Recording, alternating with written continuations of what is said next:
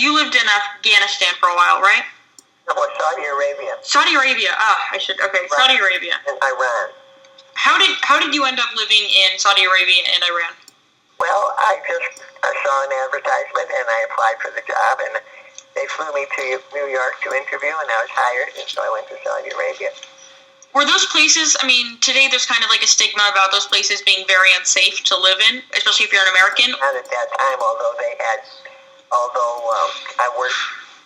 I attended daily meetings, and I don't know if I should tell you this, but they had, in the desert, they had escape plans in case somebody turned on us. You mean they had escape plans for, like, the Americans there? And there was a certain sense of danger there, yes. Yeah. Was life in Saudi Arabia and Iran, like, very different from the U.S., and how was it different?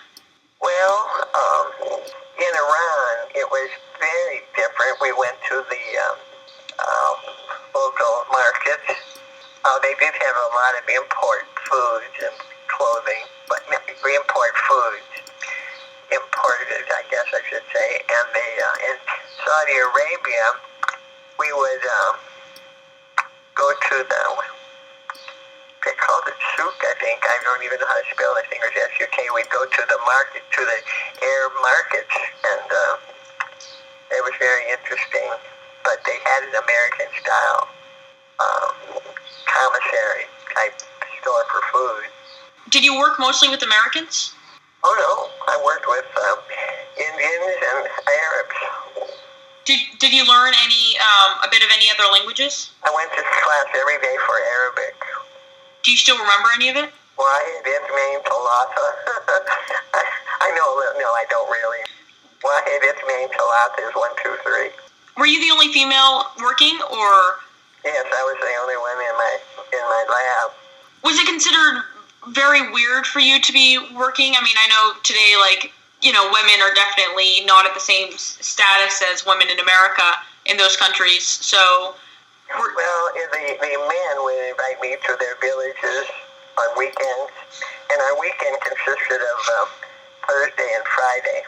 And then they would invite me, and the women would all be segregated, in a behind a back fence, and the men were the only ones who, they'd have all the men in the neighborhood would get together and eat. We'd have rice. Everybody would eat out of a common bowl in the middle of the circle, and we'd eat with our hands.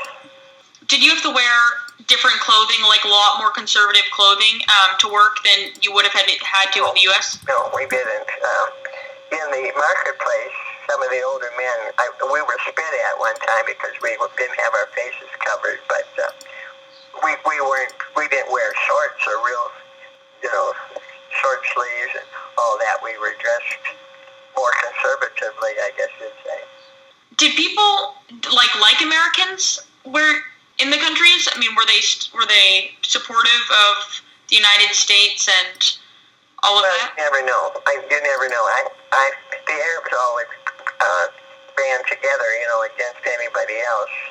But we were just told not to discuss politics. You just didn't do that. You couldn't have liquor, and you couldn't have any religion. They brought in a priest, but he was just called a teacher. And so you never let anybody know that you were Catholic or that type of thing? Well, it never came up. We just attended a mass in the theater. They didn't have a church. Okay. Did they have, regular movies and that type of thing and books when you were there? Well, they had movies. The American company, we worked for Aramco, and they would bring in movies. They had a theater, but they did not have a library. They had a big library in the largest cities. I took a train, or they called it a bud car, just through the desert.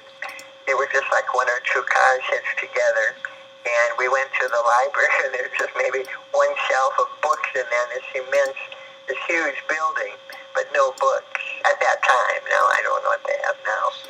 Was the government obviously kind of oppressive, or was it I don't know too much about. In Iran and in Saudi Arabia.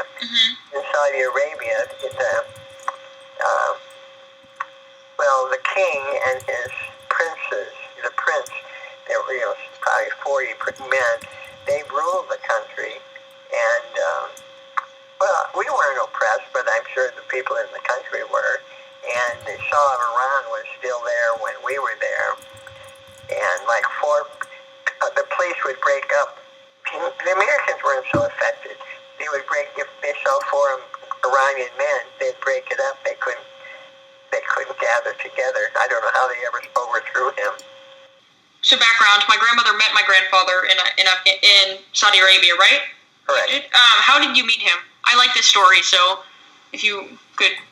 Our mutual friends had a beach party one evening, and the drinks were not allowed in Saudi. The alcohol was not allowed, but some of these engineers would distill their own. And so when they had it, it was cheap and flowed freely. So this guy was the bartender because he was a friend of the man, and I was a friend of the girl. They were dating.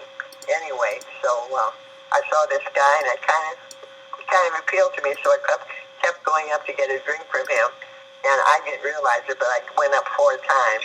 I didn't drink them, I just poured them out because I didn't drink, really.